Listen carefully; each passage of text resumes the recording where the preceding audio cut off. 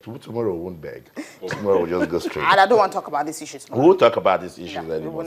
But what we should understand, the minister says that not because you've come to meet me, that the next thing now there will be anarchy. That's what the minister is already saying. Look, hey, be careful. No license. You know, and again, it's very important. The message out of these guys is respect the law. The law as it that. Amaju Pinnick and his board are in charge of Nigerian football. You might have whatever opinions you have, or you might feel aggrieved whatsoever, but that's what the law of the land says. You know, probably they'll have to wait when the next election comes up. Exactly. So I was saying to this guy that relax, okay. You might have whatsoever you think is the right, thing to do, but that's what you think. Yeah. Cecilia says we should just end it. But if they come out with an update, we'll talk about it. Of course. Okay, if the update is positive, I don't want to hear, hey, he has occupied the glass house. No, I don't want to hear that. Okay. If it's positive, fine. So that's a good Cecilia. Yeah, I'll just watch. That's why it's drama. You watch drama. No drama series. No drama series. I've ended the drama. Okay, let's move on. Drama series. Okay. We will just Twitter, monitor Facebook, what's going on. how can they reach us? So you tell them. Twitter and Facebook, I know that one. You'll be waiting to actually have your say. What's going on with Nigerian football? After hearing the Minister for Sports, Youth and Sports, Solomon Dalong, said to Chris Giwa, be warned, respect the law, no anarchy. I want you to talk to us this morning. See the hashtag there to join the discussion. But on Twitter, with channels_sports, and on Facebook, with channels-sports. You can also send us an email to sportsthismorning@channelstv.com. Use the hashtag NFF. Hashtag Bola on Salami. Where is Bola on Salami? That's the question. I spoke to him. I know where he is. But just relax. We'll tell you what's going on with him. Let's also make use of the hashtag EPL. Leicester and Manchester City, they played another stalemate after we saw Manchester United and Man City play. Chelsea play another one. And then we'll also talk about weightlifting in Nigeria and, of course, Maryam Usman. Trying to catch your breath there. Yeah. That's what the thrill of sports does to you. It takes the breath away. Now let's talk about Mikel Obi. I mean, he's in the news. I mean, talking about the fact that Chelsea can still, finish at the top 4, and also not just that. He says, me? Mathematically, come on, you have 19 more games. What are you saying? Oh, win all your games. Mathematically. Yes. Spirituality. Chelsea, optimism from John Obi Mikel. Put spiritually, put morally. Okay. Since Jose left. Okay, I think Newcastle and even Aston Villa can, Now, you read this. Have been as confused as everyone else, talking about the fact that they were not really winning games. It's difficult when you're not playing, as you don't really know what the problems are. It was a collective thing. The players and the manager were not performing. That's really sad, I think I love the fact that he actually admitted quote what unquote, went wrong. The manager. Yes, the manager is talking about Jose Mourinho. Okay. All of them, collective effort. Well, Jose Mourinho led Blues to the very last season. Of course, he left the bridge when they were actually 16th in the Premier League table. So if you look, if you get to read between the lines, he's trying to say that, look, they were not really winning. They were losing games, but sometimes you just don't know how to look at that. I think someone should have asked John Obi Mikel, based on what Mourinho said in one of his press conferences, that, is it true that they actually betrayed Jose Mourinho? That's the professional. That's why he says, I've been as confused as everyone else. So it's difficult when you're not playing and you don't really know what the problems are. So he doesn't know what the problems are. So Mikel is not really playing, but believes that they can finish in the top 4. They finish in the top 4. He knows the players. That was when Jose Mourinho was there. Check. I told you about the game they played against Manchester City. He was picked as man of the match because he actually put them Manchester in that United. Game. Yes, against Manchester United.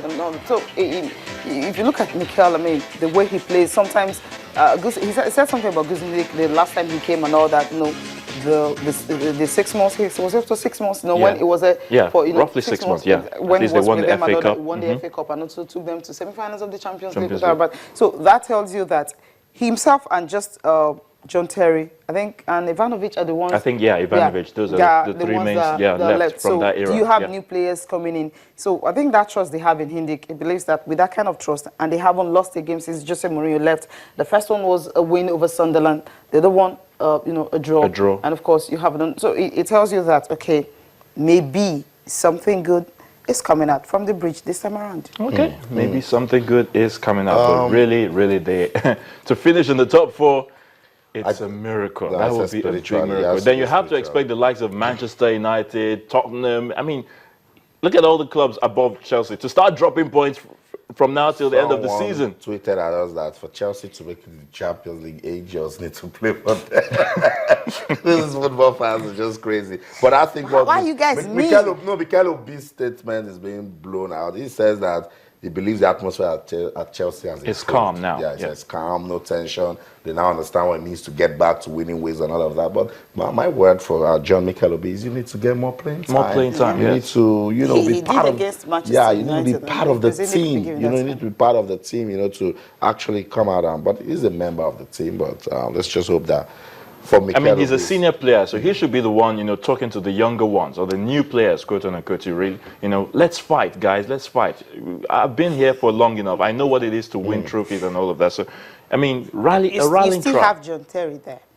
John Terry. I don't want to say certain things about John Terry. Tell your boys that you need to start winning it will appear that John Terry is beginning to lose. It's another thing. I mean, when you can keep clean sheets, then you start scoring goals. So it actually helps. Don't just keep clean sheets and don't score goals. Keep the clean sheets. And the question still remains, who will be coming in January? Consistently. What are the players that Goose Hidden could want to get in January? That's Chelsea have got enough players to do whatever they want to do. So they've got the players. If they just want maybe a goal poacher, but I think.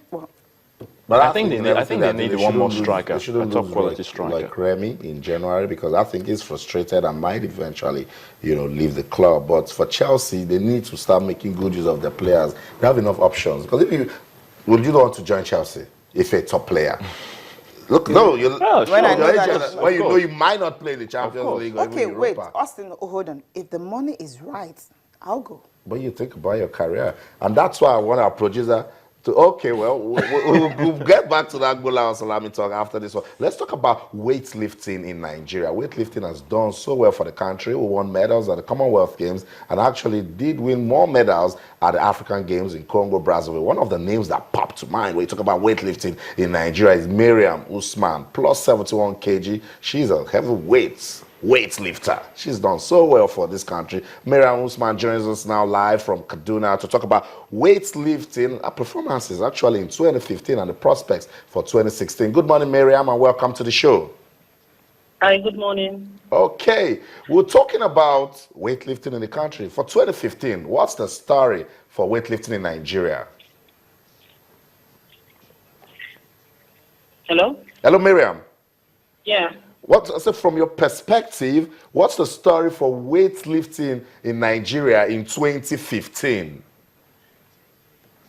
Actually, for me, I want to say, I want to speak on me right now. It has not been a really, really good year for me, like for my career, and I think I'm not really satisfied about myself this year. So.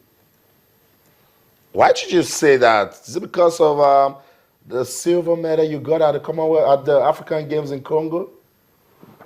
Yeah, all African Games was this year, World Championship was this year, and I didn't do really well. So I think I'm not 100%, but yeah.